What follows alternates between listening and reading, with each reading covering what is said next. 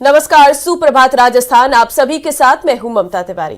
सुप्रभात राजस्थान में हूं आपके साथ हेमंत कुमार और आज दिन की शुरुआत करेंगे कोटपूतली से मिल रही बड़ी खबर के साथ, जहां पर बच्ची के बोरवेल में गिरने के मामले को लेकर बड़ी अपडेट मिल रही है। 65 घंटे से बोरवेल में चेतना फंसी हुई है। प्लान बी के तहत 160 फीट तक की खुदाई की जा रही है और अब दूसरी पाइलिंग मशीन जो है वो मंगाई गई है, उससे अब खुदाई की जा रही है। एक नया तरीका इजाद किया जा रहा है।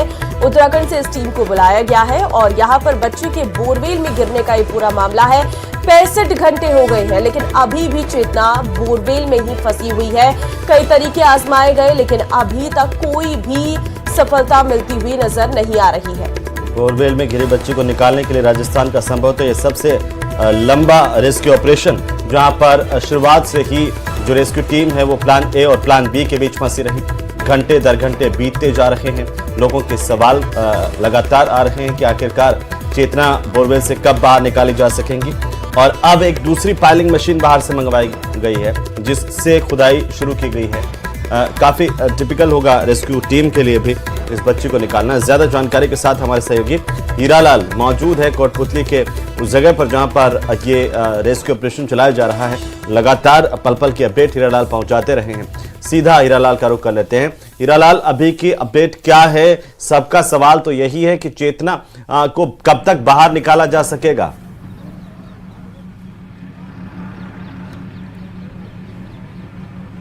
एक बार अपना फिर से सवाल दोहराइए। सवाल यही है कि चेतना कब बाहर आएंगी बोरवेल से, क्योंकि इंतजार तो लगातार बढ़ता ही जा रहा है और संभवतः ये राजस्थान का सबसे एक लंबा रेस्क्यू ऑपरेशन बोरवेल के मामलों को लेकर के अब दिखता हुआ नजर आ रहा है।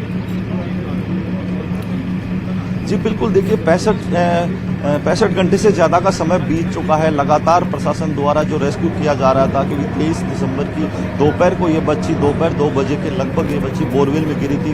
उसके बाद प्रशासन ने लगातार जो रेस्क्यू ऑपरेशन किया था उसमें कहीं ना कहीं जो देरी हो रही है वो कहीं ना कहीं एक सब्र का इम्तिहान भी लीजिए। लेकिन लोगों की जो उसके परिजन हैं, जो बालिका के जो 3 वर्षीय बालिका चेतना थी, उसको लेकर जो उनकी मन में शंका है, क्योंकि जिस प्रकार से देरी हो रही है, दौसा में भी जिस प्रकार से जो रेस्क्यू ऑपरेशन में देरी हुई थी वो एक दुखद परिणाम सामने लेके आई थी। तो यहाँ जो देरी हुई, क्योंकि 65 घंटे का समय बहुत लंबा समय होता है। हालांकि प्रशासनिक अधिकारी उन्होंने तमाम कोशिश की, एसडीआरएफ की टीम है, एनडीआरएफ की टीम है।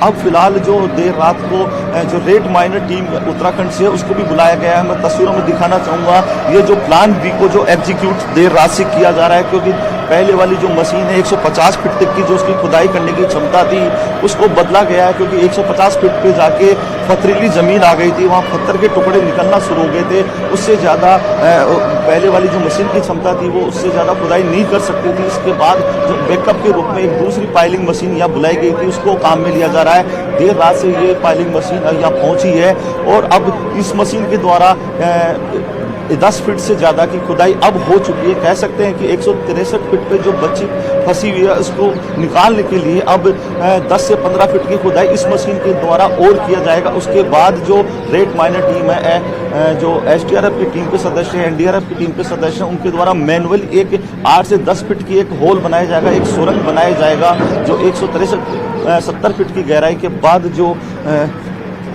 मैं दिखाना चाहूँगा अपने सहयोगी को, ये जो वो पत्थर के टुकड़े हैं जो इस 150 फीट की गहराई के बाद पाइलिंग मशीन के द्वारा जो निकलना शुरू हुए थे, उसके बाद उस मशीन को रोक दिया गया था। उसके बाद अब जो दूसरी मशीन है उसको यहाँ बुलाया गया और उसके द्वारा है जो लगातार खुदाई का कार्य किया जा रहा है। जो रेड माइनर की टीम उनके द्वारा मैनुअली अब सुरंग खोदी जाएगी। उसके बाद जो रेस्क्यू ऑपरेशन को अंजाम दिया जाएगा। रहे हैं कि अभी पहले खुदाई होगी फिर मैनुअली सुरंग तैयार की जाएगी।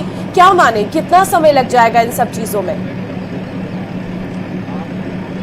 देखिए, अभी जो दूसरी मशीन बुलाई गई है उसके द्वारा 10 फीट की खुदाई तो कर दी गई है, क्योंकि 163 फीट की जो गहराई पे है जो बच्ची अटकी हुई है। पहले प्लान ए पे जो उनको फोकस जो प्रशासन द्वारा किया जाया था, लेकिन देर रात को प्लान ए को रोक दिया गया है। उनका कहना था, क्योंकि हमने अधिकारी से बात की कि किस वजह से प्लान ए को बंद किया गया है, तो उन्होंने सफाई देते हुए कहा कि जो बोरवेल में जो मिट्टी थी वो उस बालिका के आसपास इकट्ठी हो गई, क्योंकि नीचे जाके बोरवेल है जो संकरा है और जो नमी होने की वजह से मिट्टी स्थिति थोड़ी टाइट हो गई है, तो प्लान ए के तहत बालिका को निकालना मुश्किल हो रहा था, इसलिए प्लान बी को अब ज़्यादा फोकस किया जा रहा है और लगातार प्लान बी के तहत रेस्क्यू ऑपरेशन को अंजाम दिया जा रहा है। तो बताया अब ये जा रहा है कि करीबन 1 से 1.5 घंटे इस पाइलिंग मशीन के द्वारा 10 फीट की खुदाई और की जाएगी, उसके बाद 4 से 5 घंटे, शायद इससे ज़्यादा भी लग सकते हैं। लेकिन मिनिमम जो हमने रेट माइनर टीम के सदस्य उनसे हमने रात को बात की थी, तो उनका कहना था कि जब 8 से 10 की पिटाई मैनुअली की जाएगी तो वो उसमें कम से कम 4 से 5 घंटे का समय लगेगा, बशर्ते उस मिट्टी जो होल बनाते समय, सुरंग बनाते समय मिट्टी डहे नहीं। अगर मिट्टी नहीं डहे और आसानी से वो काम होगा तो 4 से 5 घंटे उसमें लगेंगे। अगर मिट्टी उसमें थोड़ी सी भी गिरने का उनको अंदेशा होगा तो 7 से 8 घंटा उसमें लग सकता है। तो कह सकते हैं कि आज पूरा दिन इस रेस्क्यू ऑपरेशन में लग सकते हैं। फिलहाल जो प्रशासन की कोशिश यही है कि रेस्क्यू ऑपरेशन और लंबा नहीं खींचे, आज दिन में इस रेस्क्यू ऑपरेशन को अंजाम दिया जा सके, बालिका को इस गड्ढे से बाहर निकाला जा सके। मेरे साथ जो मैं दिखाना चाहूँगा, अपने सेवकों को कहूँगा कि ये जो तमाम अधिकारी हैं ये चर्चा कर रहे हैं कि इस रेस्क्यू ऑपरेशन को आज किस प्रकार से ख़त्म किया जा सके, क्योंकि लोगों की जो उम्मीदें हैं हालांकि वो बरकरार हैं। जो परिजन है वो चिंतित जरूर है, लेकिन उनकी उम्मीदें बार बार वो प्रशासनिक अधिकारियों से एक ही गुहार लगा रहे हैं। 65 घंटे का समय बीत चुका है, उनकी बालिका, उनकी मासूम, उनकी आंखों की नूर उनको लौटा दी जाए, ताकि जो हंसती खेलती बालिका जो इस बोरवेल में 23 दिसंबर की दोपहर को गिरी थी, आज 3 दिन से ज़्यादा का समय बाद 4था दिन है, तो कहीं ना कहीं परिजनों की जो चिंता है वो हमें उनके चेहरों पे भी देखने को मिली। बार बार जो उसके परिजन हैं प्रशासनिक अधिकारियों से एक ही गुहार लगा रहे हैं कि मासूम हमें लौटा दो। जी बिल्कुल हीरालाल, लेकिन शुरुआत से ही हमने देखा कि प्रशासन में कोऑर्डिनेशन, जानकारी का अभाव, ये तमाम चीज़ें देखने को मिली, जिसकी वजह से लगातार ये रेस्क्यू ऑपरेशन अब लंबा होता जा रहा है। कभी प्लान ए एग्जीक्यूट करना, फिर उसको बीच में ड्रॉप कर देना, फिर प्लान बी, और इसी के बीच में लगता है कि उलझ करके रह गया। क्यों नहीं पहले किसी भूगर्भ वैज्ञानिक को यहाँ पर बुला लिया गया, या फिर जो कुएं खोदते हैं अमूमन लोग इस इलाके में, वो वाकिफ़ होते हैं यहाँ की ज़मीन की गहराई से, वहाँ पर स्थिति को लेकर के, उनसे कोई जानकारी पहले क्यों नहीं ले ली गई, और उसी आधार पर पहले ही दिन निर्णय होता तो आज इतना लंबा वक्त नहीं लगता शायद। जी बिल्कुल, ये सबसे बड़ी विडंबना है कि इस प्रकार के जो डिजास्टर होते हैं वो राजस्थान में अमूमन देखने को मिलते हैं। पूर्व में जो इस प्रकार के डिजास्टरों की घटना हुई है उनसे प्रशासन को सबक लेना चाहिए। हालांकि जो एसडीआरएफ और एनडीआरएफ की टीम है वो लगातार 4 दिन से यहाँ रेस्क्यू कर रही है। उनके हौसले में, उनके जज्बे में कोई कमी नहीं थी। सर्द रातों में वो अपने रेस्क्यू ऑपरेशन को अंजाम देने में लगे थे, लेकिन कहीं ना कहीं सिस्टम की जो नाकामी है वो उन पे भारी पड़ी, उनके काम पे भारी पड़ी नजर आई। क्योंकि अगर सिस्टम इतना मजबूत होता, जो निर्णय क्षमता उनकी मजबूत होती, तो शायद प्लान भी जो आज एग्जीक्यूट किया जा रहा है, 2 क्या इसी बीच आपकी कोई मेडिकल टीम से कोई बातचीत हो पाई है, डॉक्टर से कोई हीरालाल बातचीत हो पाई है इस बच्चे के मूवमेंट को लेकर के, उसकी स्थिति को लेकर के, उसके स्वास्थ्य को लेकर के?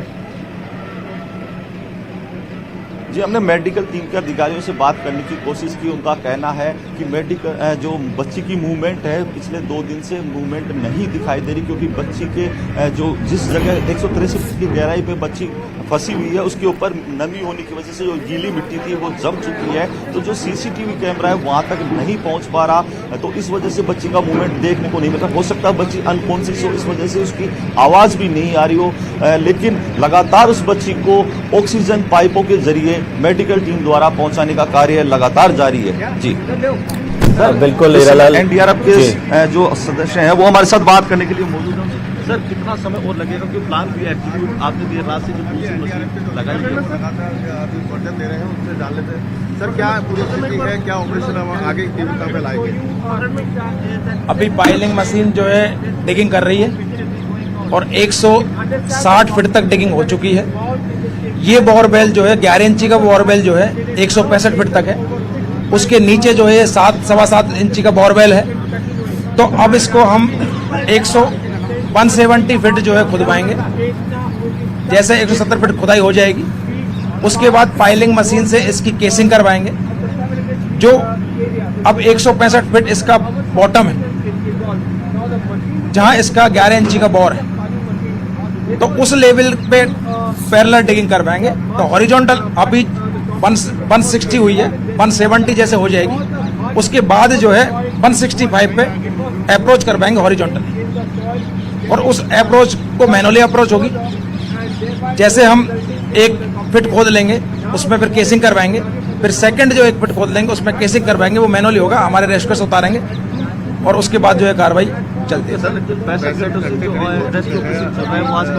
कमियां रही जो ऑपरेशन लंबा समय ले पाए, क्या व्यवधान आए रेस्क्यू ऑपरेशन? व्यवधान प्रत्येक स्टेप पे व्यवधान आए हैं। जैसे अभी बात करें पाइलिंग मशीन की, तो बीच में इसमें भी पत्थर आ गया था और पत्थर आने की वजह से हमको पाइलिंग मशीन चेंज करनी पड़ी है, दूसरी बिट लगानी पड़ी है। दूसरी मशीन जो हमने अल्टरनेट में पाइलिंग मशीन रख रखी थी उसको जो है हमने लगाया है और उसके बाद स्टोन वाली बिट लगा के और उसके बाद खुदाई चल रही है।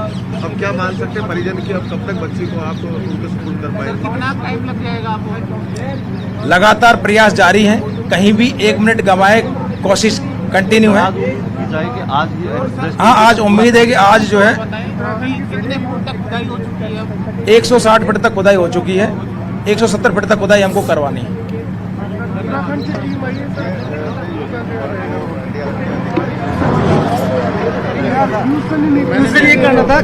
जिस तरह से हीरालाल ये बता रहे हैं, जानकारी दे रहे हैं, उम्मीद की जानी चाहिए कि जल्द ही अब ये रेस्क्यू ऑपरेशन जो है वो सफलता की ओर आगे बढ़ेगा।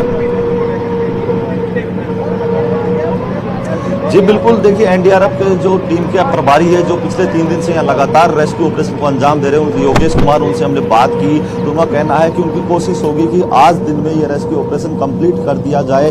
अभी 160 फीट की खुदाई है जो इस मशीन द्वारा कर दी गई है, अभी 10 से 12 फीट और खुदाई की जाएगी। उसके बाद मैनुअली एक होल बनाया जाएगा, एक सुरंग बनाया जाएगा, जिसमें रेड माइनर टीम और एनडीआरएफ की टीम और साथ ही एसडीआरएफ टीम के जो सदस्य हैं उस होल को मैनुअली खुदाई करेंगे, एक ड्रेसिंग तैयार की जाएगी। उसके बाद उस होल के जरिए एक टीम के सदस्य को उसके अंदर होल के अंदर निकाला जाएगा, उतारा जाएगा और उस टीम के सदस्य जो उस सुरंग के जरिए वहां तक पहुंचेंगे और बच्ची को रेस्क्यू करके बाहर लाने का जो कार्य किया जाएगा। तो कहा जा सकता है कि आज इनकी जो कोशिश है, दिन में ये रेस्क्यू ऑपरेशन अंजाम दिया जा सके। जी बिल्कुल, एक बार तस्वीरें दिखाई हीरालाल मौके पर। देखिए, इतनी सुबह भी लोगों को भी इंतजार है और सब लोग, इसमें कोई शक नहीं है कि पूरी हमारी रेस्क्यू टीम जो है लगातार काम कर रही है। जी बिल्कुल, मैं अपने सहयोगी को कहूँगा कि वो तस्वीरें दिखाएं, क्योंकि सुबह का समय है, पब्लिक यहाँ वापस जुटना शुरू हो गई है, क्योंकि जैसे जैसे दिन चढ़ता है पब्लिक की यहाँ भीड़ लग जाती है। आसपास के जो लोग हैं उनको उत्सुकता है रेस्क्यू ऑपरेशन को देखने की, प्रशासन किस प्रकार से है जो रेस्क्यू ऑपरेशन को अंजाम दे रहा है। तो कहीं ना कहीं उनके बच्ची को बाहर निकालने की जो उम्मीद है वो बरकरार है, वो चाहते हैं उनकी दुआओं का जो असर है वो उस बालिका को बिल्कुल हीरालाल, उम्मीद करते हैं कि जल्द से जल्द ये रेस्क्यू ऑपरेशन पूरा हो और बच्ची को बोरवेल से निकाला जा सके। फिलहाल बहुत धन्यवाद आपका तमाम जानकारी देने के लिए और तस्वीरें दिखाने के लिए। बढ़ते आगे, जयपुर से अब आपको बड़ी खबर देंगे, जहां पर बीजेपी के राष्ट्रीय अध्यक्ष जेपी नड्डा आज जयपुर आएंगे और शाम को जयपुर पहुंचने का जेपी नड्डा का कार्यक्रम है। 2 दिवसीय दौरे पर जेपी नड्डा आज जयपुर पहुंच रहे हैं। मंत्रिमंडल में फेरबदल की अटकलों के बीच आज जेपी नड्डा का दौरा बहुत महत्वपूर्ण है। दिन भर इस पर हम नजर बनाए हुए हैं, अपडेट आप तक पहुंचाते रहेंगे। फिलहाल इस वक्त की सबसे बड़ी खबर भारतीय जनता पार्टी के खेमे से यही कि राष्ट्रीय अध्यक्ष बीजेपी के और जेपी नड्डा आज जयपुर के दौरे पर रहने वाले हैं। 2 दिन का उनका दौरा है, जिसे लेकर तैयारियां पूरी हो गई हैं और आज जेपी नड्डा जयपुर पहुंचेंगे। संगठनात्मक भी चर्चा करेंगे, सरकार संगठन के समन्वय को लेकर के भी चर्चा करेंगे, जो महत्वपूर्ण काम संगठन के तौर पर करने हैं उन पर भी बात करेंगे। और राजधानी जयपुर से आज की बड़ी खबर यह है कि बीजेपी आज प्रदेश भर में वीर बाल दिवस मनाएगी। इसे लेकर मंडल से लेकर प्रदेश स्तर के कार्यक्रम आयोजित होंगे। बीजेपी मुख्यालय में भी मनाया जाएगा वीर बाल दिवस। सुबह 11 बजे होगा कार्यक्रम। सीएम भजनलाल और मदन राठौर इस कार्यक्रम में शामिल रहने वाले हैं। तो मंडल से लेकर प्रदेश स्तर के कार्यक्रम जो है वो किए जाएंगे। वीर बाल दिवस बीजेपी मुख्यालय में भी मनाया जाएगा और बीजेपी के द्वारा आज प्रदेश भर में ये वीर बाल दिवस मनाया जा रहा है। सुबह 11 बजे से ये कार्यक्रम है, जिसमें मुख्यमंत्री और प्रदेश अध्यक्ष मदन राठौर शामिल होंगे।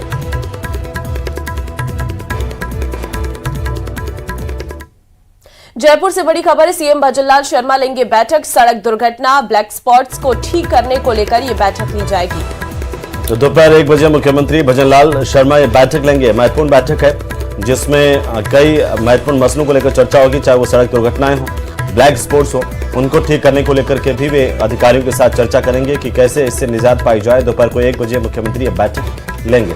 इस पर भी हमारी नजर लगातार बनी हुई है। अपडेट आप तक पहुंचाते रहेंगे।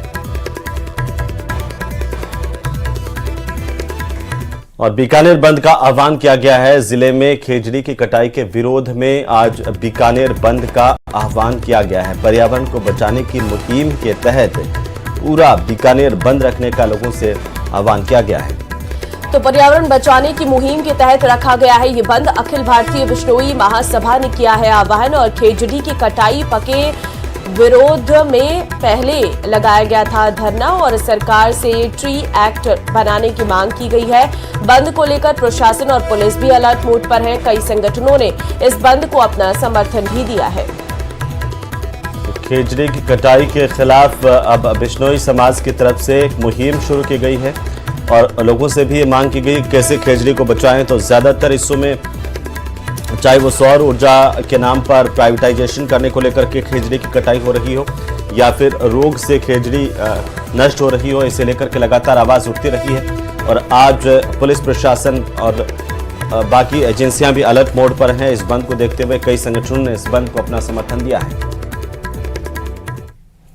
और अगर आप ये मानते हैं कि अपराधियों में राजस्थान पुलिस का कोई खौफ नहीं है तो कोटा और उदयपुर से आई इन तस्वीरों को देखिए और रिपोर्ट भी देखिए।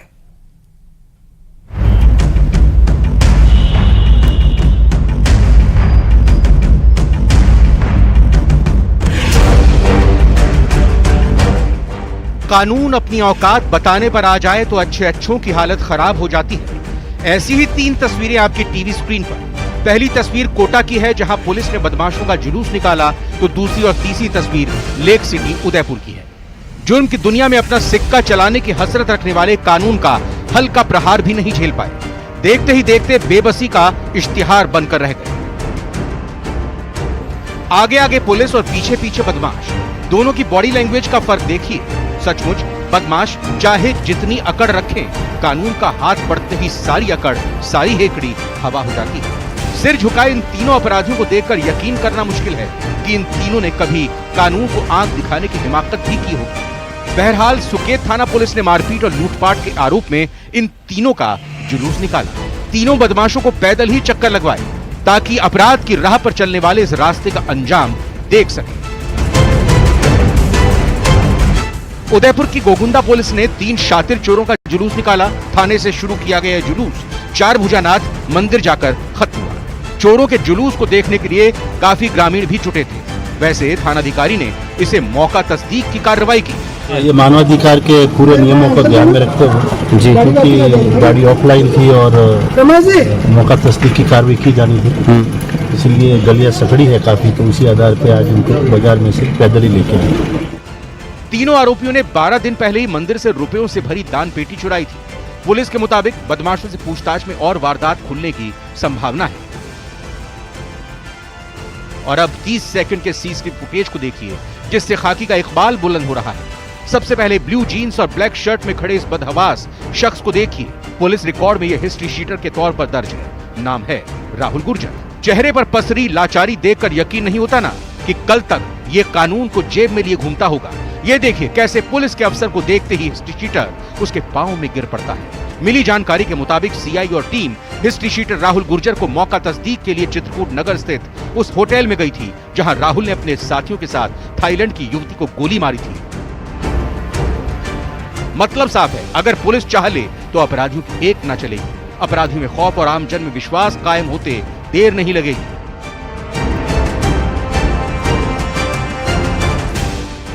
Bureau report, news 18 Rajasthan.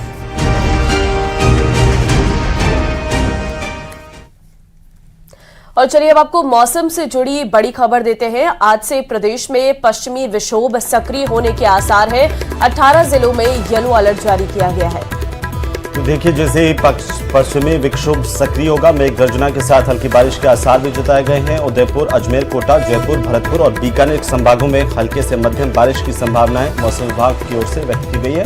बहरहाल आज सुबह कई जगहों पर घना कोहरा देखने को मिल रहा है। पहाड़ों में बर्फबारी की वजह से मैदानी इलाकों में ठंड बढ़ गई है। लोग अलाव का सहारा लेते हुए नजर आ रहे हैं। सुबह के वक्त जगह जगह कोहरा देखने को मिल रहा है।